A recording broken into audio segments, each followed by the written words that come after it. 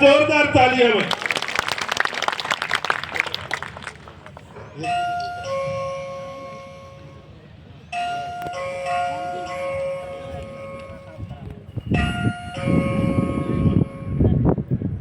बोलो भारत माता की जय।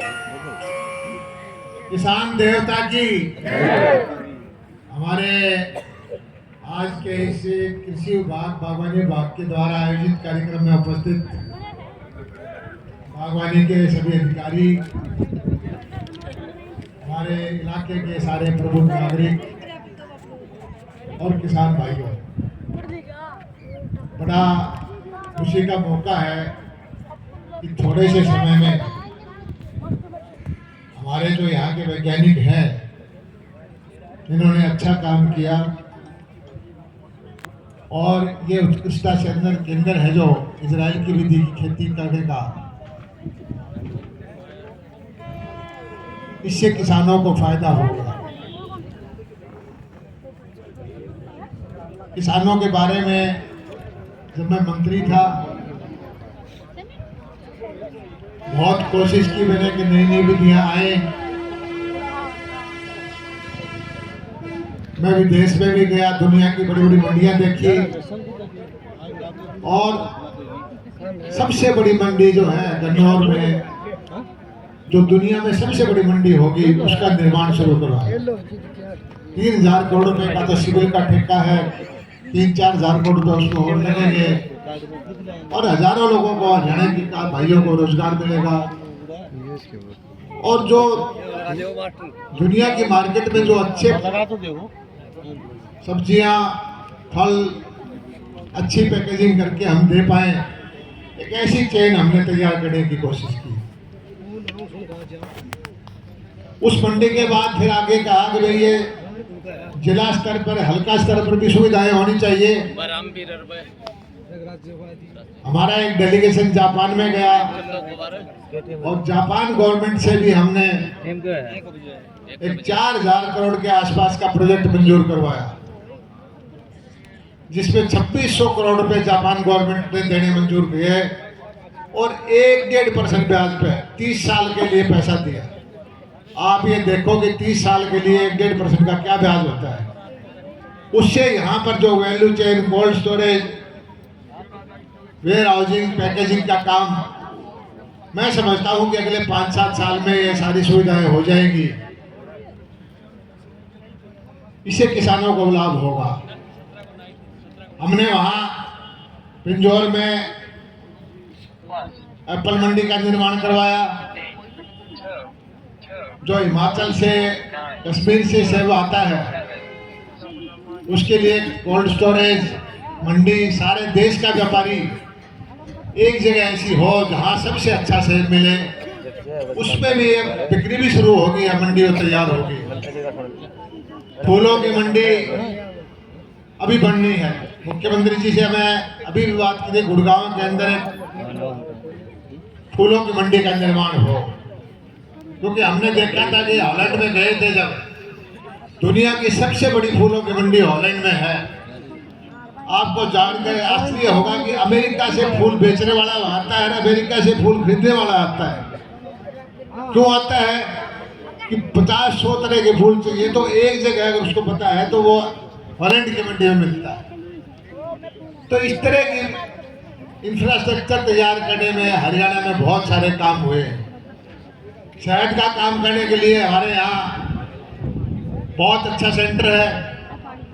राष्ट्रीय राजमार्ग के अंदर आलू का बीज तैयार करने के लिए हमारे रामगढ़ में है, बहुत अच्छा सेंटर है। आप जाके देखोगे तो वहाँ इतनी तरह के आलू के बीज होंगे। ऐसे आलू भी बना रखे हैं कि जो डायबिटिक लोग हैं, शुगर फ्री आलू चाहिए। हालांकि इसमें सारा कार्बोहाइड्रेट होता है, लेकिन वो आलू भी उन्होंने, वैज्ञानिकों ने तैयार किए। मशरूम के लिए हमारा जो सोनीपत का इलाका है, ऐसी ऐसी मशरूम तैयार करते हैं जो कई हजार रुपए किलो बिकती है। तो ये चीजें करने से, मोटी खेती से आम जो है उससे इतना किसान को फायदा नहीं होता।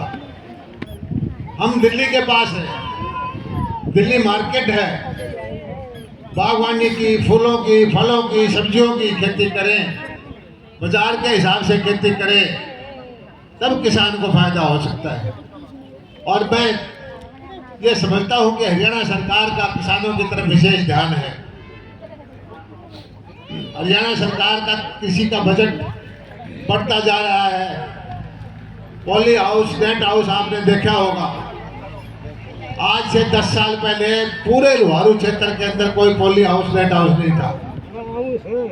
ये टेक्नोलॉजी से अब सैकड़ों किसान इसका फायदा उठा रहे हैं। जो हमारे एससी के कैटेगरी के भाई हैं, 1-1 एकड़, आधा एकड़ जिनके पास जमीन है, वो भी एक पॉली हाउस, नेट हाउस में टमाटर की, खीरे की या इस तरह की सब्जियां बो करके 5 लाख 7 लाख रुपए की आमदनी कर सकते हैं। वैसे आप मोटी खेती करें तो ये संभव नहीं है कि 1 एकड़ के अंदर इतनी आमदनी हो। और हमारा मकसद यही था कि ग्रामीण क्षेत्र में रहने वाले लोग जो हैं वो तरक्की करें, पूरा ग्रामीण क्षेत्र आगे विकसित हो, और उस दिशा में जो प्रोजेक्ट चालू हुए हैं उनका लाभ किसानों को जरूर मिलेगा। इस सेंटर से ही अभी तो ये अपने बचपन में है, 2 साल का हुआ है सारा, 2023 में शुरू हुआ था, 2025 है और पूरा अभी चालू भी नहीं हुआ है। कुछ जमीन इसकी 30-32 एकड़ में पेड़ काटने की परमिशन नहीं मिली। लेकिन मैं मानता हूं कि हरियाणा का सबसे बढ़िया सेंटर होगा तो ये सेंटर होगा। मैं यहाँ के वैज्ञानिकों को, डॉक्टर्स को बधाई देता हूँ और किसान भाइयों से प्रार्थना करता हूँ कि यहाँ पर जितने भी लोग आए हैं, जो विधियाँ खेती में, बागवानी में नई नई आई हैं, चाहे वो ड्रिप इरिगेशन की है, चाहे वो नई नई बीज की तकनीकें है, खेती करने के लिए नई नई मशीनें हैं, सबकी प्रदर्शनी यहाँ लगती है। उसका मकसद ये है कि किसान अपने घर में जो चीज़ें आई हैं, जो विधियाँ आई हैं, जो तरीके आए हैं, उनको देखे, उनको समझे और जो उसको उपयुक्त लगे उसका प्रयोग अपने खेत में वो करे। इससे यहाँ के किसानों को फायदा होगा। और किसान को मैं कहता हूँ कि जब तक किसान प्रोसेसिंग की तरफ नहीं जाएगा तब तक उसकी आमदनी इतनी ज़्यादा नहीं बढ़ सकती। आप देखते हैं कि जो चीज़ सीधी बिकती है, बाजार में जाके पैकेजिंग करके, पैक करके, थोड़ा सा खर्चा लगा के उसको वैल्यू एडिशन होकर के दुगना रेट मिल जाता है। तो यही कोशिश रहेगी हमारी कि किसान को ये तकनीक भी दी जाए, ये तरीका भी सिखाया जाए और गांव के अंदर समृद्धि आए, गांव के अंदर रोजगार आए, मेरा इलाका तरक्की करे, हरियाणा का किसान समृद्ध हो, हरियाणा का किसान आत्मनिर्भर हो। और खुशी की बात यह है कि आज के जो मुख्यमंत्री हैं, आज के कृषि मंत्री हैं, वो दोनों किसान परिवार से हैं। और आपको पता है सैनिक परिवार, सैनिक समाज तो ऐसा है जो पहले ही खेती करने में, सब्जियों में, बागवानी में पारंगत है। पीढ़ी दर पीढ़ी वो इस चीज को सीखते आए हैं। तो ऐसे किसान परिवार के हमारे मुख्यमंत्री हैं, ऐसे किसान परिवार के हमारे कृषि मंत्री हैं, बागवानी मंत्री हैं। मैं तो आप लोगों से यही प्रार्थना करता हूँ कि जो नई नई तकनीक आई है, नए नए विधियाँ आई हैं, इनको सीखो। और खेती को हम चाहते हैं कि वही सम्मान मिले जिसका ये सही हकदार है। कृषि से बढ़ के कोई काम नहीं हो सकता। सारी मानवता का, सारे जीव जंतु का पेट भरने वाला अन्नदाता किसान है। किसान अगर तरक्की करेगा तो देश तरक्की करेगा। और किसान की तरक्की के लिए जितनी भी टेक्नोलॉजी की सुविधाएं, जितनी नए नए बीज, नए नए तरीके जो सिखाए जा सकते हैं, हरियाणा सरकार वो आपको देने का प्रयत्न कर रही है।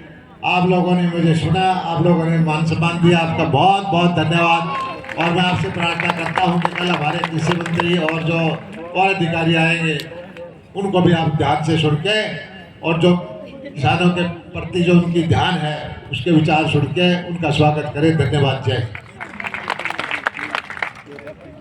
बहुत बहुत धन्यवाद सर। मैं उद्यान विभाग के उप निदेशक और सभी अधिकारियों से, अरोड़ा जी से और सभी साथ आए मंडल